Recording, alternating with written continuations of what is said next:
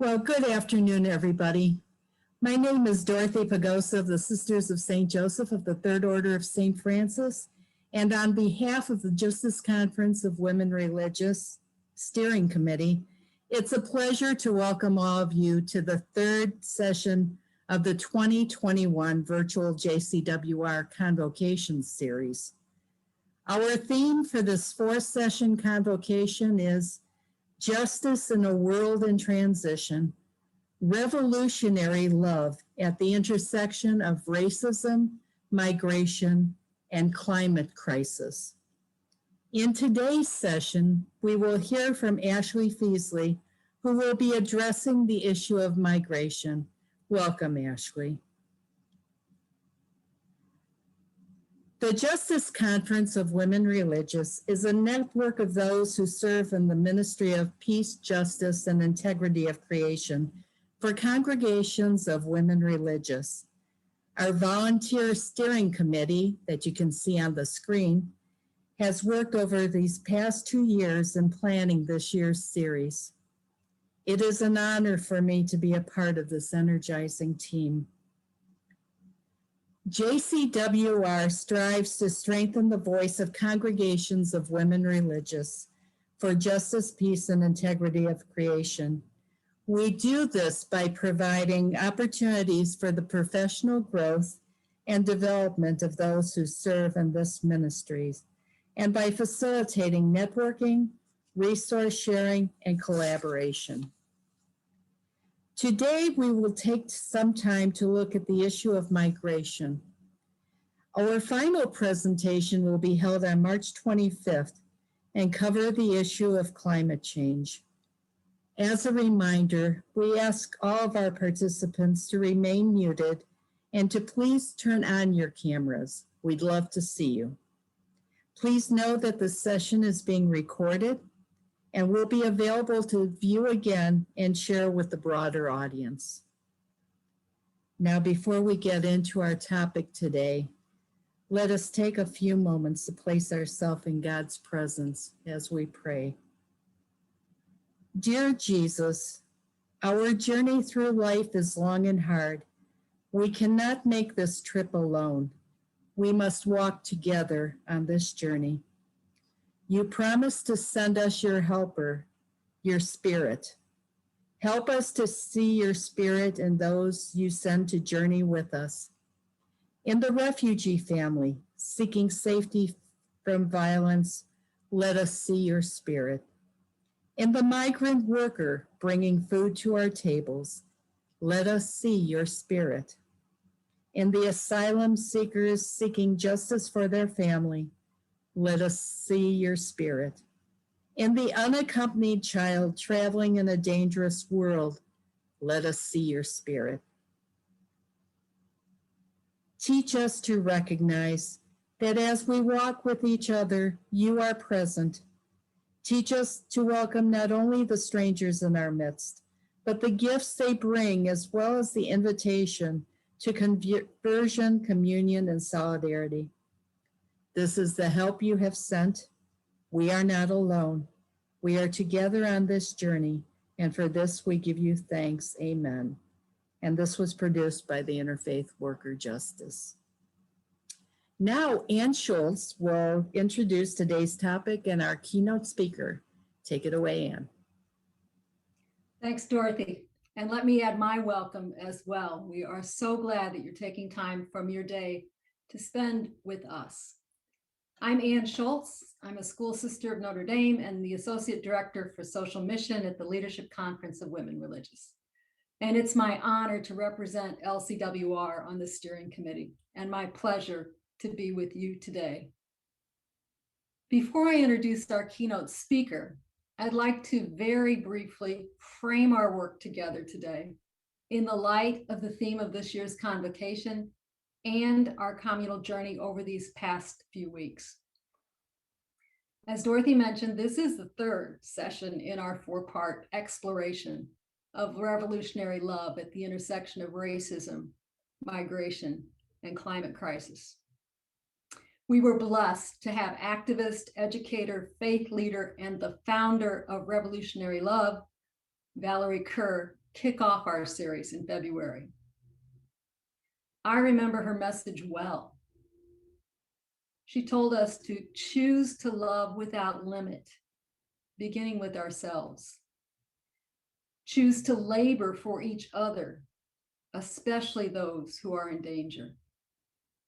And she told us to choose to risk relationship. It's in relationship that we begin transformation. And I recall too her framework of revolutionary love.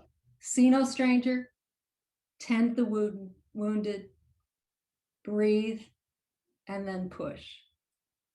Hers was a very powerful message. And just 2 weeks ago, Brianne Moy keynoted our second session, a community organizer working in Pennsylvania to build a multiracial working class coalition at the intersection of racial, economic, and environmental justice. Brianne helped to break open the horror of this nation's original sin as she shared her own story of commitment and challenged us to follow the lead of impacted people, those who know racism from the inside out, those who know the impact of intergenerational injustice, those who can't breathe. Today, we examine another challenge to our commitment to revolutionary love, another opportunity for transformation, another crisis at the intersection, impacting all of us. Now we turn our eyes and our hearts to an examination of the injustice that lies at the root of forced migration. As we all know well, no one leaves home easily. And as the poet and activist Warsan Shire reminds us so eloquently in her poem, Home,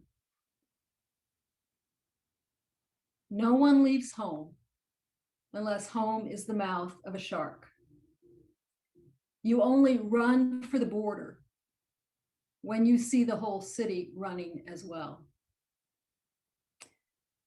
No one leaves home until home is a sweaty voice in your ear saying, leave, run away from me now. I don't know what I've become, but I know that anywhere is safer than here.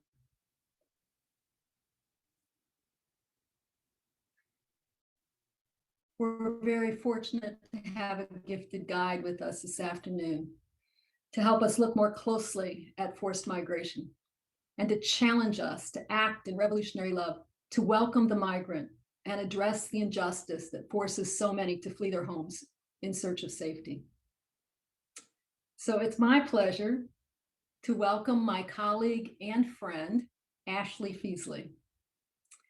As I'm sure many of you know, Ashley has been the Director of Policy for Migration and Refugee Services at the U.S. Conference of Catholic Bishops, where she has assisted the bishops in the development of migration and refugee policy within the context of the Church's social teaching. Ashley has regularly testified before Congress, published numerous articles, and appeared in media speaking about migration-related issues and justice for immigrants. And it seems our friend Ashley is on the move too. Ashley has very recently accepted an appointment in the Biden administration. She will be continuing her work for justice for immigrants, this time with Homeland Security at U.S. Customs and Border Protection. Ashley, congratulations on your appointment. While the DC faith-based advocacy community will miss your presence and your expertise, we know that you will continue to be an important force for immigrant justice, this time on the inside. So after we hear from Ashley, we will have some time for questions and answers, and then that will be followed by a small group discussion and a large group wrap up. So without further ado, Ashley, let me invite you to share a little bit about who you are and what motivates you to give your life so fully and so freely in the service of immigrants. Ashley? Thank you so much for having me. I wanted to just start to say a special thanks for the JCWR for the invitation to be joining you. I also, as it's Catholic Sisters Week, I wanted to say a special thanks to every one of you who are on the front lines doing work, making the church what it is. You're not only, the best of what we think about with the Catholic Church, you're inspiring to a whole legion of women like myself. So I just wanted to say a personal thank you. Since I can't thank every one of you, please take it as something that we have just been so inspired by the work that you've been able to do. And it makes the church and the world a better place. So I wanted to just start a little bit about how I came to this work. I'm not an immigrant or a refugee.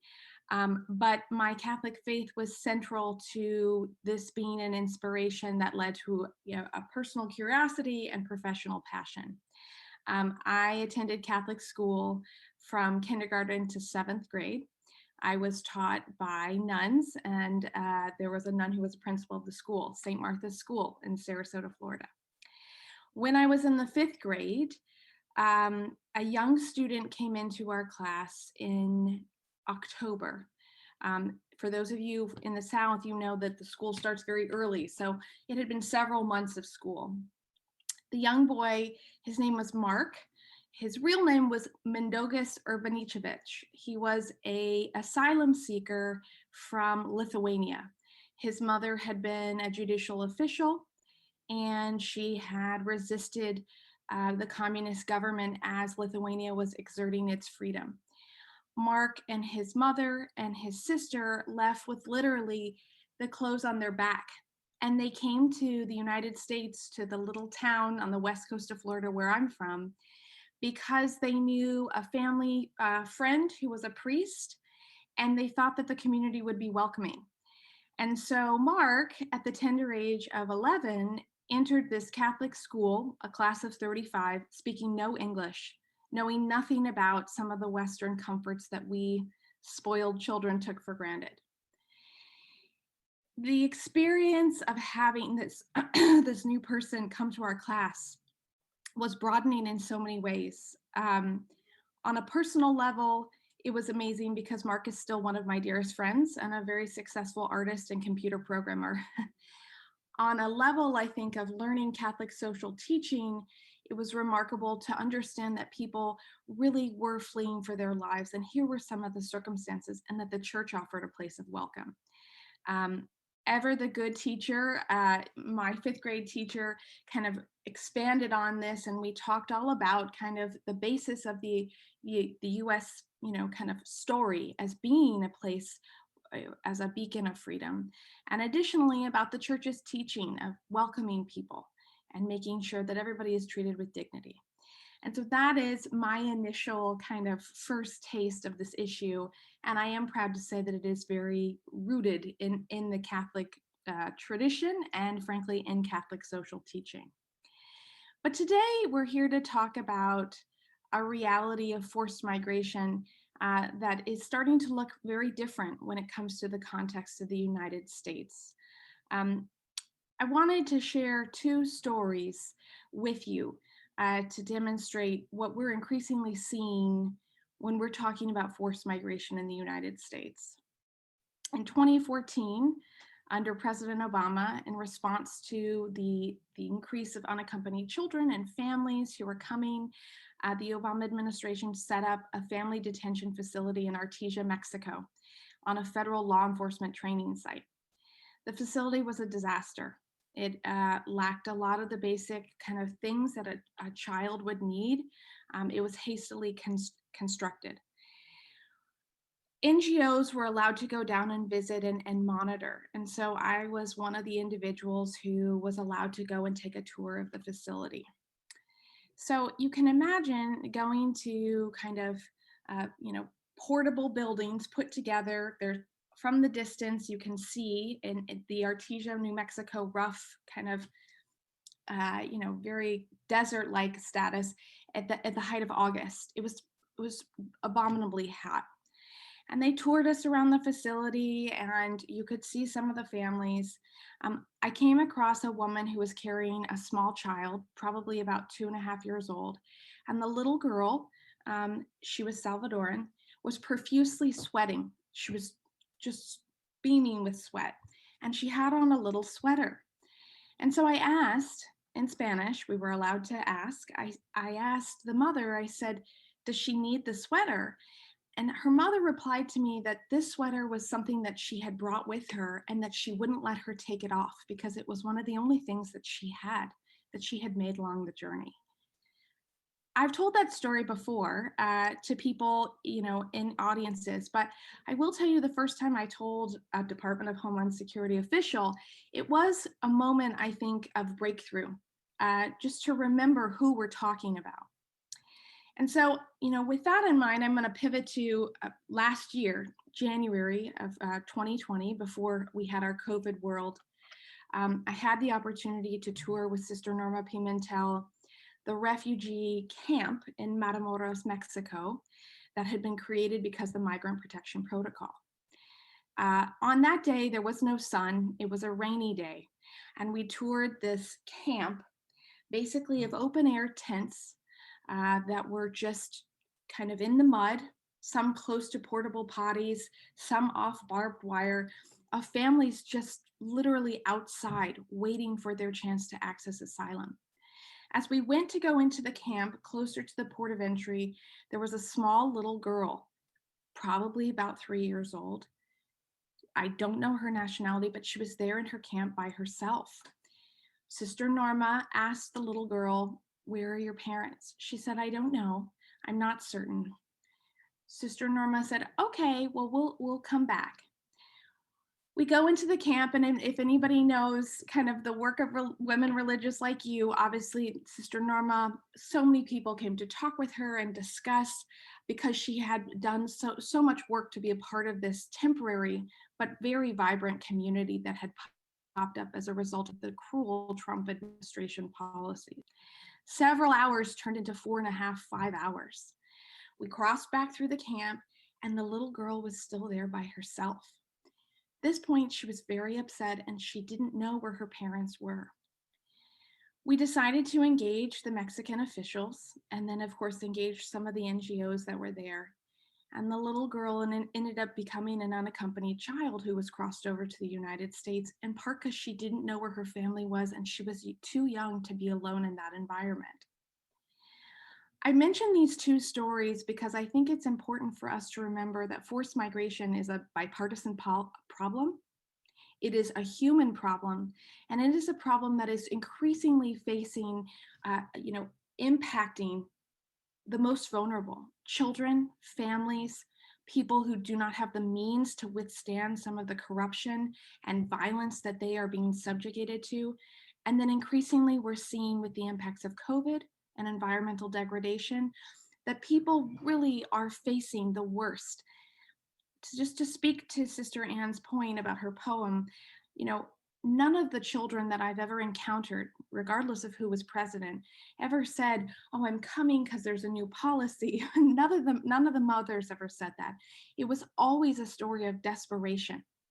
It was a story of immense need, and frankly, of human suffering of epic proportions. I think that is something, as we talk about justice at the intersection of love and what we can do about it, that we never should forget. I work in Washington, and I know some of you do policy work as well. But we can never divorce the human reality of the suffering that's being, frankly, subjugated to certain people simply because they want to execute the right to migrate in search of a better life. And so, that's, I think, the starting point for me and my work. I admit that there are times that it becomes a little bit hard to keep that human focus, but it's something that we have to do and maintain. I think it's really important to also talk about why people are coming now and what we can do to help the debate and the discourse on this issue. People are coming now because it's worse than ever in some of this primary sending countries, El Salvador, Honduras, and Guatemala, and in other places like Haiti and Venezuela. They're coming because they have no opportunity.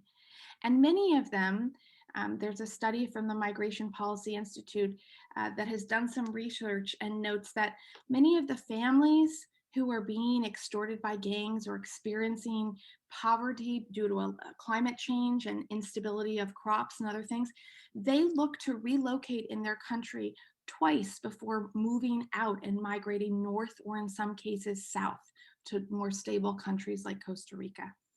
I think this is an important thing to think about when we talk about forced migration and how it truly is forced. People, many instances, if they're given the chance to live peacefully in their home life and have the opportunity for a decent living with dignified work that they can support their family, they choose to stay. And so, I did just want to talk a little bit about some of the things that I'm hopeful that you all could use your voice for. And then candidly, I'm hopeful we could open this up for questions, because I think some of the best exchanges are not just me talking, but us dialoguing. But I do have a couple things that I'm hopeful that you can consider as you work on this revolutionary love and this intersection of justice. One is the issue of being able to volunteer. You, as a community, have been exceptional in your volunteering, and maybe you take me saying volunteering means get back down to the border. Not necessarily. I want everybody to be vaccinated, but there are literally thousands of families who are being admitted to the United States due to President Biden's new policies, who need support in their destination cities. They need support helping enroll their children into school. They need support with providing rides to their court cases so they can be in compliance with their immigration court proceedings.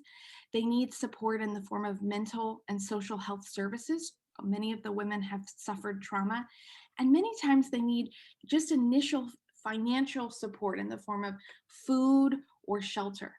And I think that is such an important piece to think of. We frequently think about just the border, and obviously assisting at the border is life-changing, and it's so necessary. But I do urge you to think about volunteering, whether it be with communities here in the final destinations place, or at the border, or in between. The next piece that I'm hopeful that we can talk about, and I urge you, is for you to be able to speak from your heart to lawmakers. I will say to you, I've worked for the USCCB and other Catholic organizations. The Catholic nuns are hands down the best advocates for the cause of this particular issue. You provide a human face for this issue. People like myself try to keep human focused, but you give a lens that sometimes is desperately missing from a conversation in Washington. And I think it's more important than ever, because we have seen a consensus erode on the issue of migrants, on what forced migration means, who are refugees, and who are asylum seekers. And we saw that in 2016 with the beginning of rhetoric that was hateful. It was dehumanizing. And we have to get back to a human language that is very much about the human person and the human family. And there is no human family, I think, that is more remarkable as a refugee family than the Holy Family, which is something that I think people always need to be remembered, and kind of given that, history of the fact that the Catholic Church has been doing this forever. And so I urge you, please, to use your voice with lawmakers. I urge you to use your voice with lawmakers on this humanizing front, but I also urge you to, Sister Anne and others have a lot of policy experience, and frankly, that's what's going to be needed here as well. I think the stories and urging for better and more human rhetoric is necessary for the discussion and grabbing lawmakers' attentions, but we have to be providing solutions. And one of them is looking at those root causes. We as Americans cannot ignore the reality of the interventions that we've had in some of these countries that we have played a role in this, and that we have to be thinking about forward solutions in a holistic, hemispheric, and whole of government way. Simply deterring people from coming, or simply letting people come and then not giving them the support that they need so they can comply with their immigration court proceedings and that they can't flourish in this country, those are not going to be the solutions anymore. We have to be looking at investing in the home country, giving meaningful aid that is not tied to security, that is not tied solely to trade, but is tied to looking at community-based organizations who are doing this work. Sister Anne in her introduction talked about the speaker before me who talked about letting impacted people lead the way. This is a big one. We want to be talking about targeted aid to organizations already operating on the ground doing this work, who are experts and they know what's going to work. And so that is, I think, so key. The other thing that I think is so important, and this one is, I'm going to be facing this a lot coming up, but is this idea that it's a crisis and that we cannot let people into this country. We just can't do it. It's never been done before and it's not going to be okay. And my answer is yes, we can. It's going to take a whole of government approach. It's going to take working with people like yourself and every element of the government and a coherent aid strategy, but yes, we can. And I do want to point to an evidence that yes, that is a possible and very good thing that we as Americans should endeavor. The Biden administration was able to start the roll down of the migrant protection protocol cases. They have not gotten to all of the cases, but they have processed several thousand individuals who've been in those open air camps like the one I described. And I want to tell you, of course, there were hiccups, but people were able to be processed in Mexico. They had tests for COVID. They were able to be taken to shelters like Sister Norma's in McAllen and like Annunciation House in El Paso. And they were able to move forward and actually spend the night in a covered shelter, get a decent hot meal, and move forward to learn how they can comply with their immigration court proceedings, treated humanely. Now, I think the road before us is very, it's got a lot of pieces, but I do want to say that I think your contributions and your commitments to this are going to be so necessary and vital because the forced migration is not going away, because we are seeing more people who are truly the most vulnerable, children, families, those with disabilities who have made the journey, that we need to be talking about the human aspects of this and also making sure that while that narrative is front and center, we're offering smart policy solutions. So, I think I kind of will stop there. I would love to take some question and answer on some of the more technical things or general things. But I did just want to say I'm thrilled to be here with you. And I'm also thrilled that this is a topic that you're focusing on because, as I said, your advocacy is so key. You are, really important change agents. And frankly, you help to lift a human narrative that sadly can be very divorced from policymaking in Washington. Okay, thank you so much, Ashley. Now we're going to take some time for questions and answers. We're going to take some time for your questions and Ashley's answers, but maybe you might have some answers too. In order to proceed with this, you should have a raise hand function in your Zoom. It's either under the participants box, there's 3 dots there, or under the reactions icon.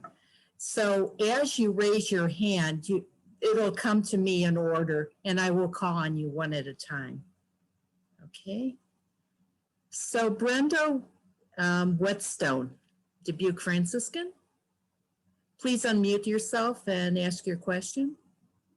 Well, first of all, I would like to say I think it is a fabulous idea to send money to existing organizations already on the ground. I lived 9 years in Honduras as a missionary. During that time, the Obama administration sent billions of dollars to that country. It did not filter down to the people that it needed to. It went to, of course, government officials. And eventually the people got what was left, but not enough. So I would say that is an excellent start. The other question I have is, as a country that donates that much money, are we requiring their governments to be accountable for how they spend the money? There's no transparency, or very little. So, and corruption is just rampant. So, Ashley? Sure. So, I think that your point is well taken, and you have a bird's eye view. So first, before I give a further answer, I urge you to take a meeting with your senator and your representative to talk about that on the contours of aid, because you have a real legitimacy, I think, that few do. That being said, I think Catholic Relief Services is doing really good work on this. They have a number of documents that I suggest you look at, because that is one of the things that they submitted to the Biden transition team, was this exact point about making sure that aid was actually in the hands of local entities doing the type of work like gang mitigation and other things. I think there's new developments in terms of a debate about, should we be putting tags, limitations or carve outs on aid as it relates to national security purposes, or kind of more law enforcement. And so that is something I think is coming around in Washington. I do urge caution. One of the issues that we faced during the Trump administration was the fact that a lot of aid for the Northern Central American countries was pulled. I'm sure you remember very publicly. And then the aid kind of metrics were required. I think metrics on kind of effectiveness, like what you're talking about, is definitely needed. What I'm, and others who are more versed in this foreign aid space, are worried about is who are creating the metrics, and what are they? Are they about how much kind of militarization funding is doing, or are they talking about improving livelihoods of children so that they don't feel the need to come to the United States or other places, giving them training and enabling kind of community development for them on the ground? And so, I would urge that you look at some of the Catholic Relief Services work and talk about the fact that you feel aid should be more targeted to actual development work by local entities. And please take a meeting, because your experience gives a lot of credence, I think, and authority to this issue, because you've seen it firsthand. And I think that it's an important point to make. Another reason why is just on the politics of it. I think that the Obama administration did try, and the current president was the architect of that Alliance for Prosperity plan. But we know that there were shortcomings of that plan. And so we don't want to revert back to that plan. We want to make it better. And your observations are exactly where the discussion is. So please, I urge you to take a meeting. I think you would be very kind of, helpful in terms of guiding your representative and senator. Okay, next we have Joyce Bell. Joyce, you unmute yourself. Okay. Hi, Ashley. Thank you for your wonderful presentation. My questions probably a little bit more targeted toward what's happening right now at the border. I was listening to a report on CNN this morning, and of course, everybody's talking about these unaccompanied minors. And the first thing that the report said was that they believe the minors are coming out of these camps that are on the other side of the border. And I can understand that. Having seen Sister Norma's video, I know the desperation that is over there, and I can see parents just sending the children over. my question is, and I'm also seeing this as creating a very difficult position for President Biden to try to solve this problem right now, because I think it might have been the mayor from the Texas side was saying, once the policy changes and the border is now open, you're going to see thousands more coming. And my question is there really time for our government to put things into place that will help to treat all of these people humanely, so that we don't have people just being stored or housed until they can be moved to other places? I mean, I can see this coming. And the other thing is that because of Donald Trump and all of the animus that he stirred up toward immigrants, we're still facing what people that are not at the border, but in other states in our country, are wondering about. How, like, what can we do? How safe is this for us? And I think we need some help there. So sister, where are you from? I'm outside of Philadelphia. Okay. So I think you're raising really good points, and Sister Susan Mika, who I know is in Texas, also raised this in the chat. And so I'm gonna do my best to answer it. Thousands of people are coming. I think it's a question of what way are they coming?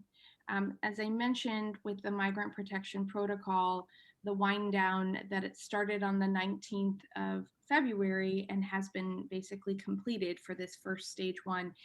The process was pretty smooth. You would have a testing done in Mexico. They were processed through, nobody was put in detention. They were sent to NGOs who then tested them again. So people like Sister Norma had another testing site. If someone was positive for COVID, they would go to what's known as a filter hotel and quarantine.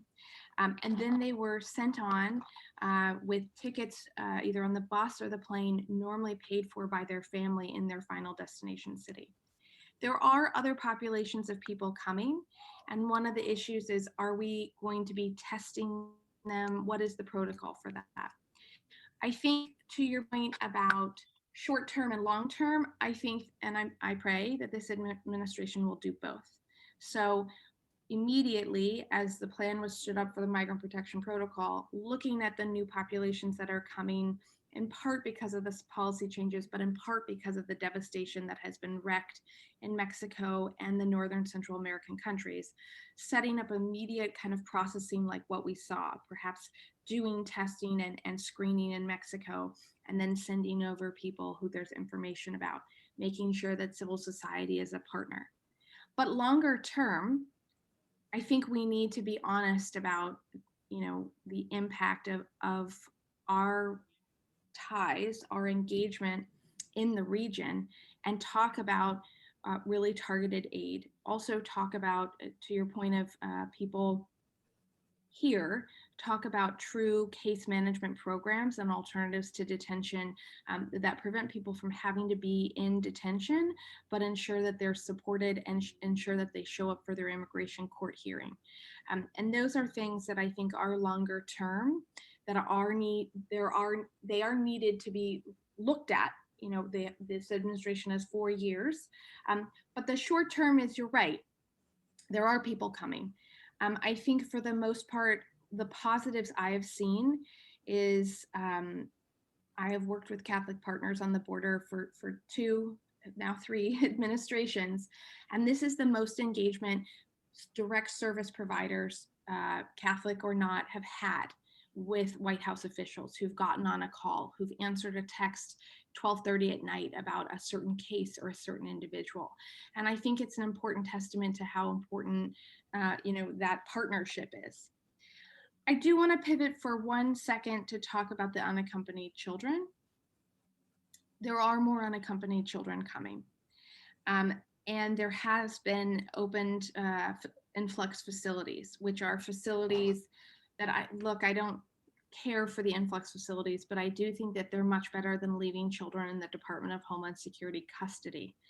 Why there's a concern about the number of children coming and our US government's ability to process them is because there have been COVID restrictions on the number of beds that the Department of Health and Human Service have been able to utilize. These individuals coming are very screened and vetted. They go through an extensive quarantining period.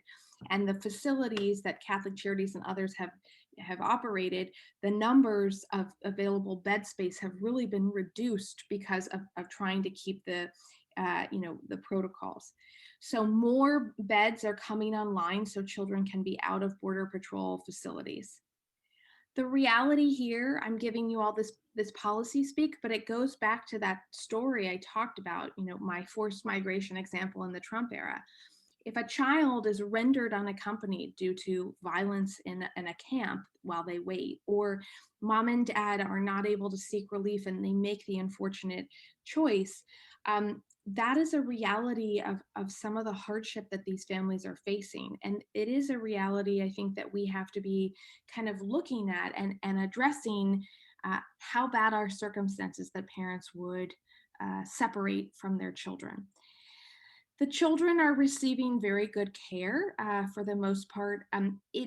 We have urged the administration, if you're going to use these influx facilities, to make them better than they have been, but to also start planning for larger, numbers of children coming, if that's the issue, that we're starting to see. I want to mention just one thing quickly, since you're in Pennsylvania. This is not an easy issue to talk about. I think it's not an easy issue to talk about as an American. It's not an easy issue to talk about in the Catholic Church. And I think pretending that it is not going to work here. The first thing I would say is, if you have people in the community as you're assisting in the community who are challenging you or questioning you, I try and take the opportunity for this to be, frankly, an educational and encounter experience. I try to explain, some of my mother's friends are not super supportive of the work that I do. And I try and take it as an opportunity to say, well, this is why we're doing this. And this is actually, did you know that some of these people are what they're enduring and what they're experiencing? And, we have networks set up in the United States to help people like this, frankly, because we've done it our whole entire history of our country. And additionally, here are some common myths that you may be wondering about, but you maybe don't want to say because I support this issue and you don't want me to say negative things about you if you don't. So I have a myth buster sheet that I go through one by one if people are interested in talking about them. And they're simple things like the undocumented immigrant does not take federal benefits away from you. Undocumented immigrants they're not eligible to receive any benefits. Matter of fact, they pay taxes in a number of ways and most of the time don't get to draw from the taxes they pay. They pay indirect taxes with sales tax and other things, and many times they use their I-10 numbers and pay into the tax system that they may not be eligible to receive. Another one is about the issue of crime and immigrants, which I think is important to talk about. Immigrant communities have a documented history of less crime. I can send you some of the myths busters. I'll send it through Anne.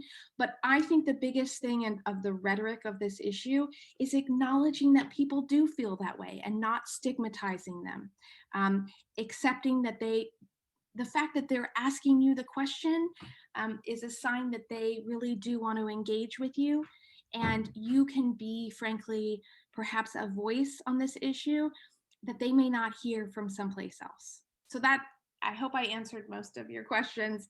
I'm happy to talk more about this. We do experience quite a bit that situation. Thank you, Ashley.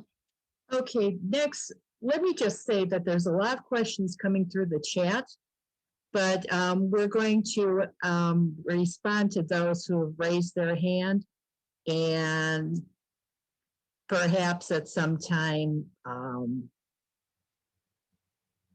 Ashley can respond to those and send the responses to Anne, and we'll get them posted or something. We'll figure this out. But the next person is Gemma Dow. If you could unmute yourself and state your question. Well, you kind of already breached on it, Ashley, but we've been hearing from some of our local politicians, but also most in national news, the governor, I think, of both Arizona and Montana were really just complaining loudly about this influx of immigrants causing a real rise in their crime because of drug trafficking. Now, what's your response to that kind of a myth when history does not bear it out?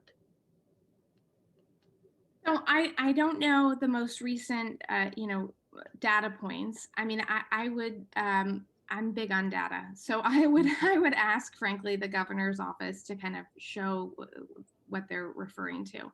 What I will say, though, is there are a number of statistics and studies that show that immigrant communities do have less crime. And there's a couple thoughts as to why.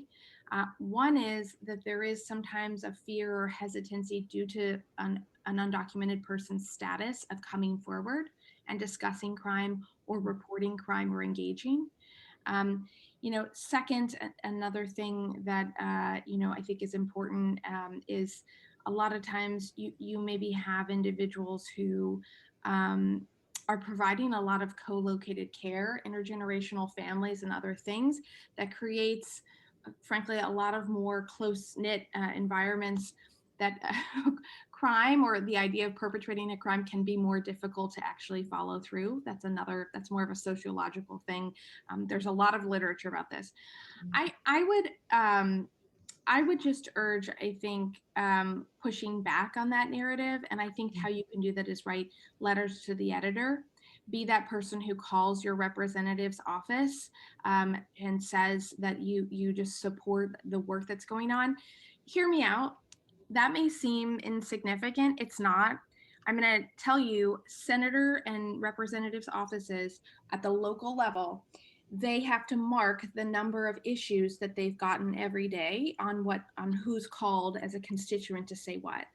And traditionally, the anti-immigrant lobby does a lot more when there are these types of moments to engage. And so, I think both of those things are important. I can't refute knowing immediately the statistics, but there are a number of longitudinal studies that show that, the point that there are more crime in immigrant communities actually has not been borne out by the data that has been done. Now, I don't know if there's, I would just kind of point to that data. I would ask to write a letter to the editor.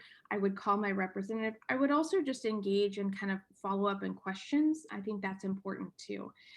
The biggest concern on some of this, and this is how I think in 2016 we got into the circumstance, is letting things like that go, frankly, unchecked. And when I say unchecked, it doesn't mean that you have to call the governor's chief of staff or the governor himself a liar. It's more just asking questions and showing that people in the community aren't necessarily automatically believing that the more data needs to be provided. I very quickly I saw this question about Homestead, one of the facilities for the influx facilities. I don't know if Homestead's going to be stood up. We have been told kind of that the government hasn't decided on that, but I wouldn't be surprised if it is stood up and operated as an influx facility. I know that they have attempted to make a number of changes, but as you have pointed out, there is a toxicity study. One of the things I think, having been the policy director for the representing children's services, who actually at the USCCB who did provide direct service, we have urged the administration to consider using more government facilities as opposed to a private facility. And this goes back to somebody else asked a question about what can be done to reduce the use of private prisons for detention of immigrants. This is a bipartisan problem. You have government contractors who are very entrenched.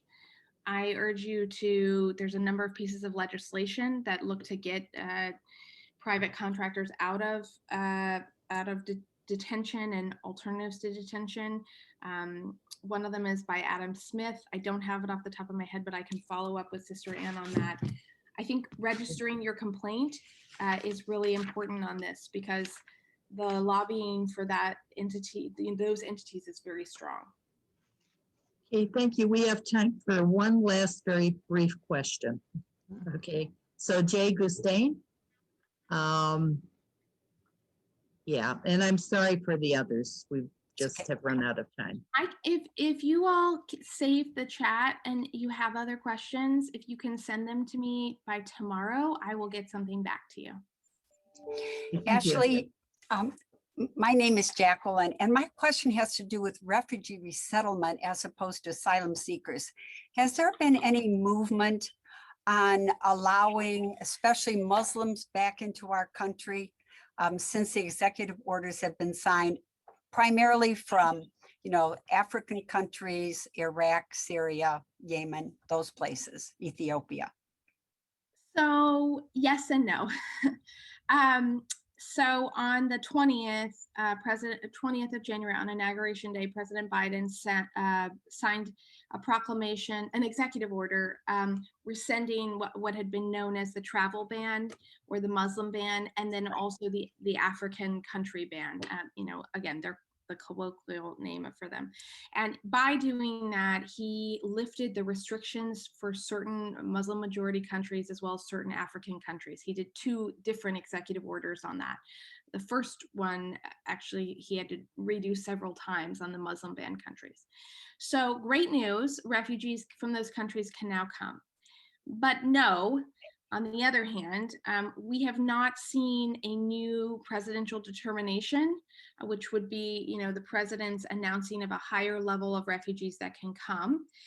He has very publicly stated he intends to resettle 125,000 refugees.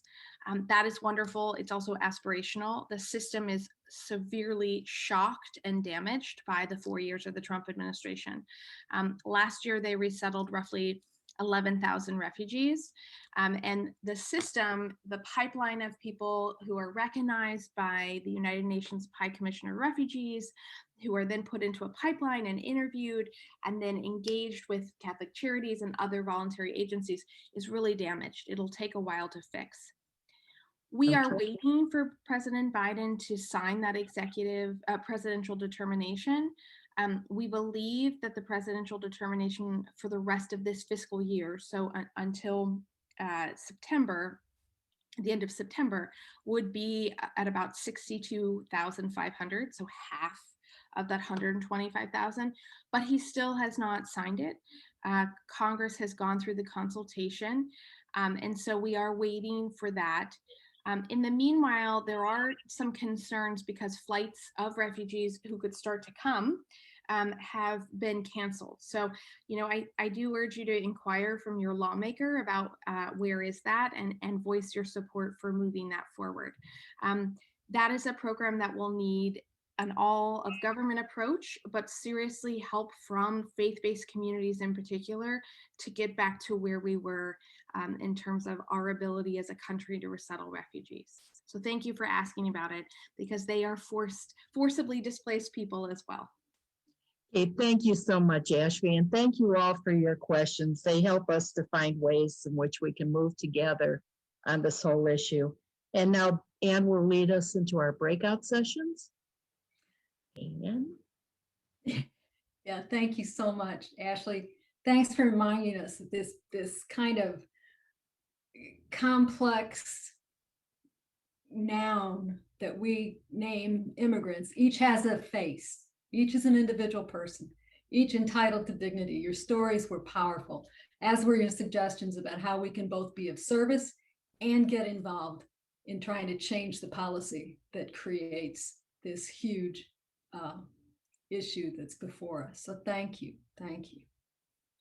Okay, friends, now we'd like to take some time to explore how we might take communal action born of revolutionary love to address forced migration, both its causes and its effects. We want to try to identify some things that we can do together to facilitate the transformation and create the systemic change for which we all long. So the question is, what action, born of revolutionary love, can we take together to address the root causes and the effects of forced migration? So our task in small group is simply to explore that question and then to make one recommendation to the large group.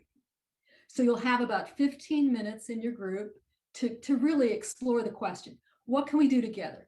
Don't be afraid to dream big, to think wild thoughts, to challenge yourselves and to challenge us all. Then you'll receive a notice when you have 5 minutes remaining. Use that last 5 minutes to settle on one action item that you'd like to share in the large group. That will be the only note that your note taker needs to note, just that one action item. So once we come back into the large group, then and only then, we'll give the note taker a chance to write that one action item in the chat, and that will make them available to all of us. So in a moment, we're going to invite you into small groups. Please join us in this critically important piece in our process. We need to hear your voice. This is a wonderful opportunity to talk to old friends, meet some new friends, do some networking, all that we would have normally done over coffee in St. Louis. So once you land, please introduce yourselves. Identify someone who will be responsible to write your action statement in the chat when we return to large group. As always, our groups are self-facilitated, so please just add your voice and your piece of the truth to the whole. So when you're prompted, please click on the join button to be whisked away to a land where you can dream about what we might do together to address the root causes and the horrible effects of forced migration in order to create real transformation and systemic change. So dream big and think strategically. Click join to join. Okay, everybody, welcome back. I hope you dreamed big, and I'm sure your conversations were very enthusiastic, and you've got a lot to share. I'd like to invite you all into some quiet space to reflect on what you heard and what you might like to take with you. While you're pondering these things, I'd like to invite our note takers to use this quiet time to write in the chat the one action idea that your group identified. So just go to the chat, and if you can identify your group, that would be great. If not, just put in what you decided. Okay, has every group had a chance to write what they wanted to share with the larger group? Oh, now we've got them.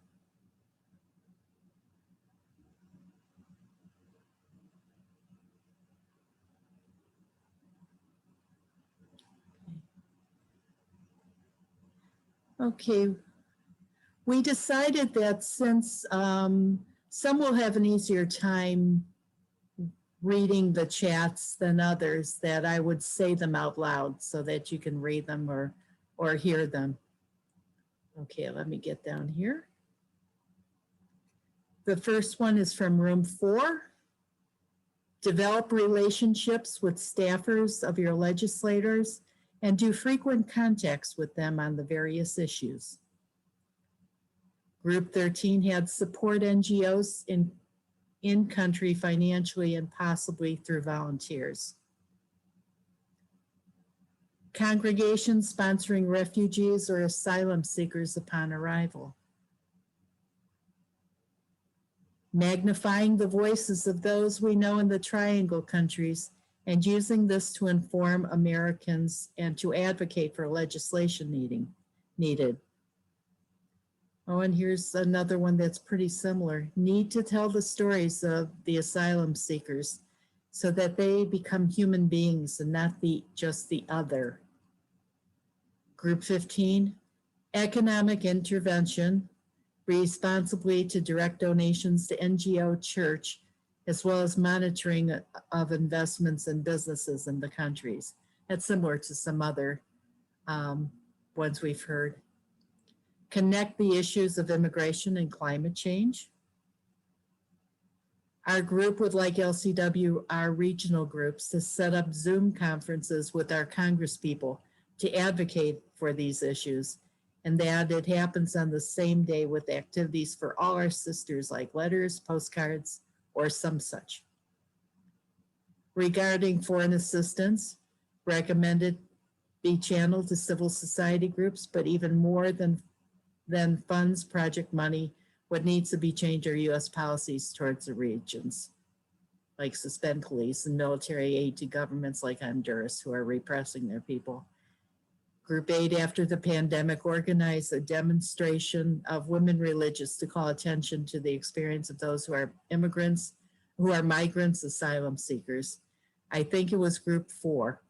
We proposed having the sale of fair trade goods, urging people to buy fair trade goods because this will give living wage to people in the countries where they may be forced to migrate because of poverty. Education on this action would be needed. Another one recommends calling your representative to address the root causes.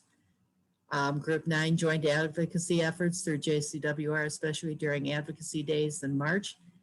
This advocacy should be based on Fratelli Tutti. Support from LCWR to provide background information regarding proposed legislation. Decided we could make the biggest impact by all sisters and communities. A lot of talk about working with our elected leaders, and you could use Zoom technology. Group 18, an advocacy day when we all contact our elected lead officials. Also critical work around anti-racism and decolonization, both of which are pushing ecological devastation. Okay, Dorothy, speed it up. Designate one day as a Sisters' Day to call senators. Encourage our legislators to consult with NGOs. I think we had a great discussion. Advocacy Day, that seems to be coming out a lot. For the next round of stimulus checks, which our sisters will receive, direct them to local agencies such as Catholic Charities. There's a wonderful idea, and that is the end of our chats. So Anne, would you like to take it from here? Wow. A lot of stuff, a lot of commonalities too. Excellent ideas, some excellent ideas. And I just want to encourage everybody to take the initiative. You don't have to wait for anybody else to start. So thank you. Thank you for joining us today. And once again, we want to thank Ashley for taking time to help us understand more fully the depth as well as the scope of injustice in our broken immigration system and the many ways that our U.S. policy contributes to forced migration. So before we go, we'd like to invite everyone to offer your own word of thanks to Ashley. Those of you who were here last time, you know the drill. It's relatively easy. Use the chat. Please don't press enter until I tell you to do so. So I'm going to give you 30 seconds to write a thank you in the chat box. Do not press enter. Wait. Okay, wait. And also, I forgot to mention that your recommendations will be put on our website. Okay, so. Sure. Okay, so if everybody's ready, wait for it. Don't hit return yet. Not yet. Okay, get ready. 5, 4, 3, 2, 1, press enter. And Ashley, just in case you didn't catch all of those as they cascaded by you, we'll be sure to share that chat with you as well. Once again, I want to remind you that this session has been recorded and it will be available on the JCWR website in the near future, along with all of the chat questions, answers, and action suggestions. We want to give a special shout out to our fine production crew, without whom we wouldn't have looked nearly this good. Really, we wouldn't have looked at all, and none of this would have been possible. And we want to thank Jan Novatka for her permission to share her musical talent. Finally, thanks again to each of you for joining us today. Please plan to come back for our final session on March 25th, when we will welcome Amy Willem Echeverria, the Coordinator of International Justice, Peace, and Integrity of Creation for the Colombian Missionaries. Amy will help us take a look more deeply at the existential threat of the climate crisis. If you've registered for session 4, you're good to go. If not, you can register on the JCWR website. Many thanks to those of you who completed the evaluation of sessions 1 and 2. Your responses were invaluable as we continue to plan programs like this that meet your needs. There will be an evaluation coming to you shortly for this session. It's a quick 4-question questionnaire, and we would be most grateful for your feedback. So my friends, Dorothy, unless you have something else to add. No, I think you've done well. Thank you. I think that's all the news that's fit to print, as they say. And on behalf of the whole team, we wish you God's just peace. Thank you. Good night.